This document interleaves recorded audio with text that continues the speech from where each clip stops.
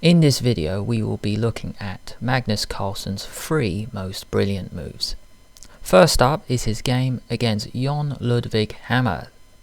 This game took place when they were both playing in the World Championships under 14 level. In this position, White has just played rook e1 and the knight on e2 is controlling two key squares, g1 and g3, and the king can only go to the h-file. Coming up to h2, if black can find a way to throw in a check on the h-file, maybe by using the rook or the queen, then it will be checkmate very soon. Pause the video if you want to have a go. Is there a way to get the rook or the queen to the h-file? 5, 4, 3, 2, 1. And the trick is we are going to place both major pieces onto the h-file. The first move is queen h5 check. Capture is forced or else it will be checkmate, and now we bring the rook to h4 and it's checkmate. Carlsen's second most brilliant move is against Sergei Karjakin during the Blindfold World Cup. This game took place in 2007. In this position, rook takes h7 has just been played. Now if black swaps off rooks, then maybe white is doing okay, because this knight might have time to get out. If you move the bishop here, then knight g5. If you go bishop e7, is there a way for white to get out? Not rook to f1, but the knight can come to f3, giving support, so then this knight can come and help. Really cool idea. It must be moving the rook in some way.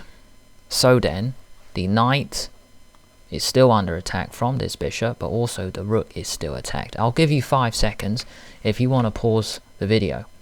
One move to attack both the rook and the knight at the same time. What a brilliant move coming up. 5, 4, 3, 2, 1. The move is castle. What a pleasure to play such a move in a game. The rook is attacked, this knight is attacked as well. If you move the knight, then the rook drops. If you move the rook, then the knight drops. And there's nothing else. So in the game, knight a3 was played, but then bishop takes g5, save your rook, rook f7, take, and then after this, Carlsen went on to win this game. Knight c4, maybe white has a little something, but very accurate play from Carlsen. Bishop d7, forcing the rook to move, rook a6, and now bishop b5.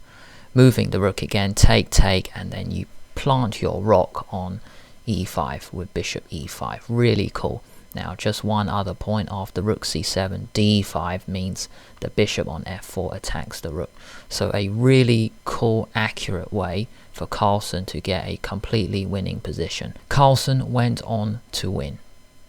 This game is Carlsen versus Karjakin for the most brilliant move he has played so far in his chess career.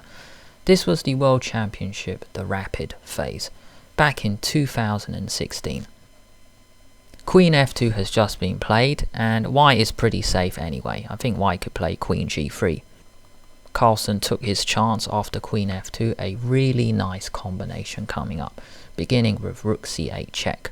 King h7 played, and now for Carlsen's brilliant move, using the fact that this rook covers the back rank. This rook will cover lots of squares as well, that is one clue. And white has to act fast, because in this combination, if you do not play the only winning move in this position, black will be the one who checkmates. Queen f1, rook f1, very dangerous, queen g2 as well. So white has to play a brilliant move in this position, luring the black king out, and then it will be checkmate in 2 moves. What a beautiful move, and what a brilliant way to finish off the World Championships back in 2016. Throw in a sacrifice, see if it works. And it's not using either rook, so it must be the queen. Give yourself 5 seconds if this is new to you. 5, 4, 3, 2, 1. And the brilliant move is queen h6 check. Wow, what a way to end the World Championships back in 2016. Let's consider the only two options. It's either king takes or pawn takes. Firstly, if pawn takes, notice this rook covers all these squares, so you need the other rook to do the final job, to do the dirty work.